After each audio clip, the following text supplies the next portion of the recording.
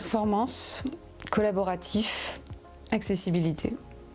L'objectif dans la gestion documentaire et son automatisation, ça va être de diminuer le temps de classement alloué par les équipes quotidiennement, sécuriser et fiabiliser ces documents. Les risques aujourd'hui pour une entreprise, c'est que chacun a ses documents dans son coin, dans sa boîte mail. Lorsqu'on a un départ d'un collaborateur, on a un risque de perte d'informations qui est important. Et au-delà de ça, quand on a une nouvelle personne qui intègre les équipes, on va chercher à lui donner tous les moyens et les outils pour travailler correctement.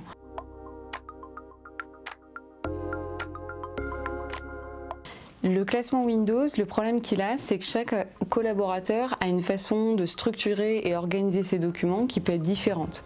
Dans le temps, on va voir une arborescence qui part de façon structurée et puis qui évolue de façon différente d'un dossier à un autre.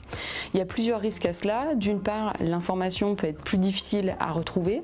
On ne maîtrise pas qui a bien joué le jeu de classer ses documents et qui ne les a pas laissés dans son adresse mail. On va avoir aussi un enjeu sur la gestion des droits et d'accès de ces documents. Il faut savoir que d'un dossier à un autre, chaque collaborateur n'a pas forcément le droit d'accéder ou de modifier un document, une procédure qualité, un dossier salarié.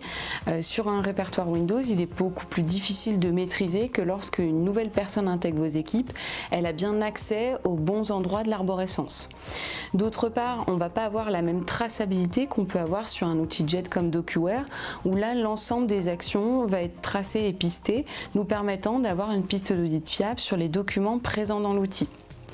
Ensuite, on va avoir un tas d'éléments réglementaires vis-à-vis de l'État, notamment du RGPD, où on va devoir gérer la gestion des échéances de ces documents. On n'a pas le droit de garder tous les documents plus d'un certain temps, où on a une action effectuée au bout de 5 ans, 10 ans. Sur un répertoire Windows, il est difficile d'avoir ces rappels automatiques, alors qu'un outil JET va vraiment nous permettre de gérer ces éléments.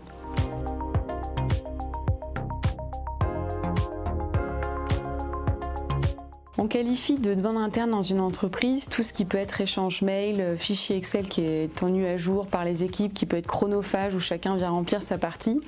Ce qu'on va chercher à faire avec la GEN, ça va être de structurer dans un formulaire l'ensemble de ces demandes avec des champs obligatoires et puis surtout de valider les étapes de validation de toutes ces demandes. Prenons l'exemple d'un nouvel entrant dans votre entreprise, et c'est souvent un sujet et un enjeu dans chaque structure, où l'idée ça va être de dire voilà, j'ai une nouvelle personne qui arrive, quelles sont les étapes pour préparer au mieux cette arrivée. C'est vraiment ça qu'on va chercher à faire, structurer, apporter un aspect beaucoup plus collaboratif pour les équipes, que ce soit plus agréable d'accueillir et de préparer ces éléments-là. Donc voilà, la structure des demandes internes, ça passe par le processus de formulaire où on remplit des données et où à la fin on a l'ensemble des personnes qui sont notifiées pour que ça fonctionne correctement.